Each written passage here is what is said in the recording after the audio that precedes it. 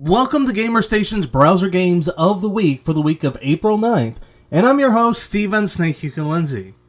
Starting off our list this week at number 10, Drop Dead 3. Yes.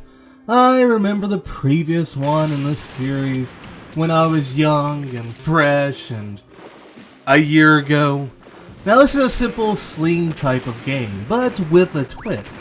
Now, in most of these games, your goal is usually this: sling a target to another target and as few throws as you can. But in this one, it's all about causing as much damage to your character as you can. Now, you can unlock new characters, more pulls, and more levels as you cause more and more damage to your character. Now, I must admit, this game more or less hasn't improved all that much from the previous one. It just has new levels, but I'm alright with that. It's still fun to play. Number 9, Trollface Launch. Tis another launch game that uses your friendly neighborhood Trollface guy. Now, this has the usual launch game style to it. You go a distance, you get money, maybe enough to get upgrades that help you go further, to get more money, to get more upgrades, till by the very end you have all the upgrades and all the money you want. Anyways, I like the hand-drawn doodle style to this game. It's unique. On the downside though, there's not quite a lot of new stuff to this game, and your troll almost has no bounce to him whenever he hits the ground. And in fact, sometimes he almost stops dead whenever he does hit the ground. Number 8, 1916, The War You Never Knew. Now this game takes place in 1916. Oh, who saw that coming? And of course, since it's in 1916, it takes place during World War I, and it's trench warfare. The game is a survival horror style of game that's played on a first-person view, where your goal is to survive and find a ladder to get out of the trench. Now, if the tight trench is in its layout, it becomes hard to see what lies ahead, which is a good thing, because it adds to the tension.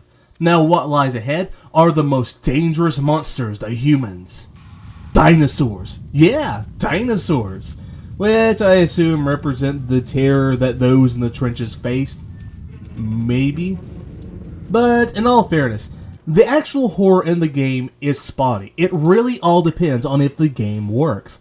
Now, the first time I played it, I didn't know that I was supposed to take someone's hand so that I could throw it at a dinosaur so it goes in the opposite direction so I could run away from it. So I died. Now the second time, I figured out to do that. But that dinosaur never came after me again, so I never had to worry about any tension about that dinosaur coming after me. Now the third time, I found out that the dinosaur actually does chase after you get to a certain point. But then again, one of the dinosaurs got stuck in a wall, and of course I ran right beside it, and it never attacked me or chased after me, which of course isn't good. So when the game works and they chase after you, and you worry what might be around the corner or behind me, it works. But it doesn't seem like that ever works out properly with all the times that I played it. Also, it's very annoying that whenever you click outside the game's border, the game closes. Meaning, if you got a good ways into the game, and then you do that, you have to wait 7 minutes to get back to the game, starting from the very beginning, which isn't good.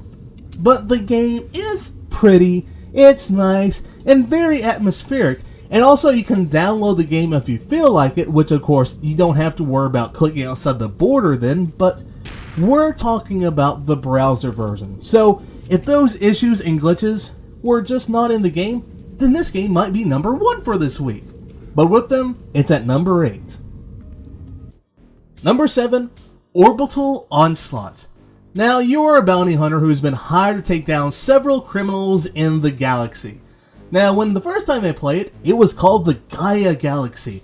The second time, it was called something else. I didn't pay attention. So anyways, you and your targets have an army of mercenaries at your disposal, which I think are like robots.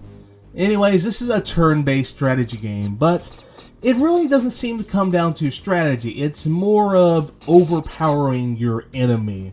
Anyways, you can purchase more and more types of units as you progress through the game, but you can only have up to 5 units in your stock. As well as being able to choose what type of mercenaries you want, you can also level them up.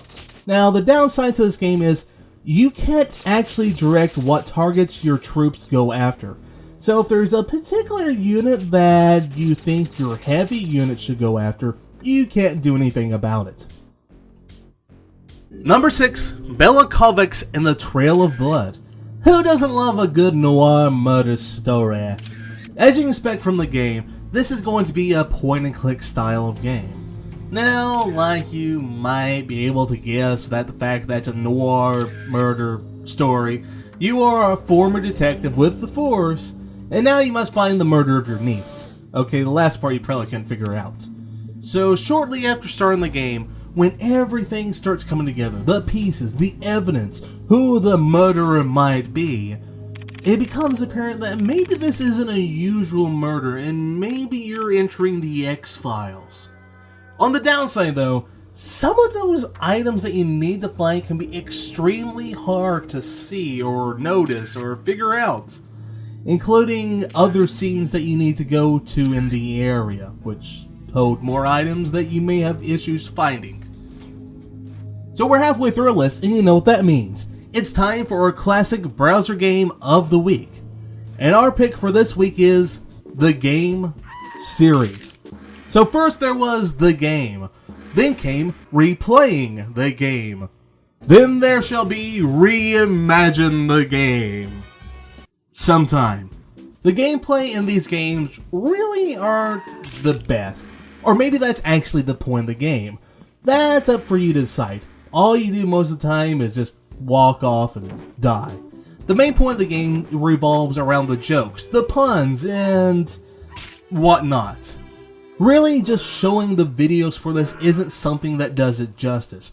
You need to play it and read. Yes, read. To fully enjoy this game. Also, please, get Reimagine the Game out soon. I want to play it. Back on our list at number 5, Floor Runner 3. Now this is one of those run as far as you can games and try to get the high score for bragging rights type of game. Now your character can jump, double jump, and even glide like a flying squirrel. Now there's no upgrades in the game, and in fact what's going on seems all too similar to me from another game that I played some time ago. But there's something different about it whenever I play it, and I don't quite know what. That something just might be a certain rhythm, a certain feel to it. It's really hard to explain. You just need to play it to find out for yourself.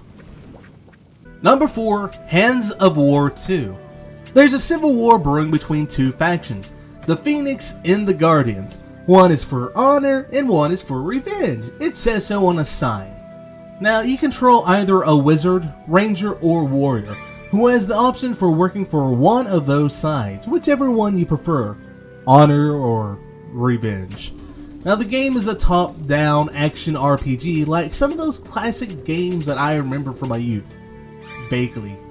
There are several quests to find and complete, like you'd expect from most RPGs in this genre. Now, there seems like there are some issues with the game, such as sometimes there's issues with the attack button responding, and there's some weird collisions involving objects, as in you can't exactly get around, move behind, or shoot through stuff whenever you should be able to. Number 3, Insectonator. Man, that's a lot of bugs. In fact, this is overkill for any exterminator. In fact, it sort of reminds me of something else I saw sometime ago.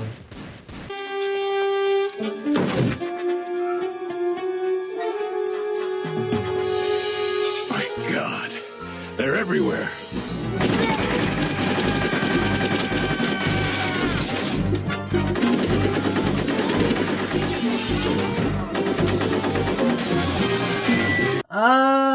Yeah! Family Guy! Now, this is a game that seems completely cathartic. There's tons of gross, icky bugs that you can shoot and kill, including headshots.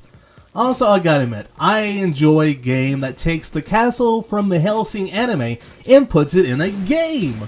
Even though they called it the Hellsing instead of the castle, but whatever.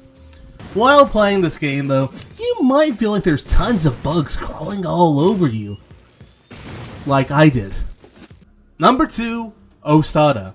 Now this comes from the people behind Machinarium. Now this game is a psychedelic, interactive music video, which you may have heard us talk a little bit about in our GamerStation Indie Game News if you watched one of those. But if you played some of Amanitas Design's previous games, this game will seem very similar in what you do. Now, the best way to explain this game is, it's an experience. It's hard to explain. You need to experience and enjoy the game to completely understand it. And since it is an experience, I don't want to spoil too much, so that's why I'm just showing the very beginning of the game instead of skipping around like I usually do. Also, if you want, you can get an offline version, which has better music for $2. Now, if only that came with the music from the game, then I would be extremely happy about it. And our number 1 browser game for this week is Particle Wars Extreme. Now this reminds me of a Space Invaders game, just if it is ramped up and I could simply beat the game. Your goal is simple, and probably what you expect. Kill all the waves of aliens that you face, get as large of a multiplayer as you can, and beat the boss at the end of each and every level. Now after a certain wave, or reaching a certain multiplayer, or kills, you enter something called Frenzy Mode. In this, enemies are killed in one hit.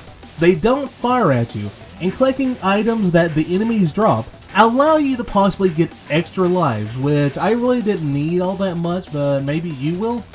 Now if you're able to kill 4 similar colored enemies in this game, you'll be able to get a new shooting power-up for a while, such as green ones drop tri-shots, red ones explosives, and my favorites are the blue ones, which have lasers. Now besides all that fun shooting action, there is some very catchy, maybe slightly techno-beaty music that you might enjoy too. And with that, this week's Browser Games of the Week list comes to an end. Now if you don't know, each and every Sunday we have a new video in the series. And also on Wednesdays we have our GamerStation Indie Game News, which is where we talk about and show off some of the latest happenings in the indie game world. So subscribe to us to be up to date on all those videos and more.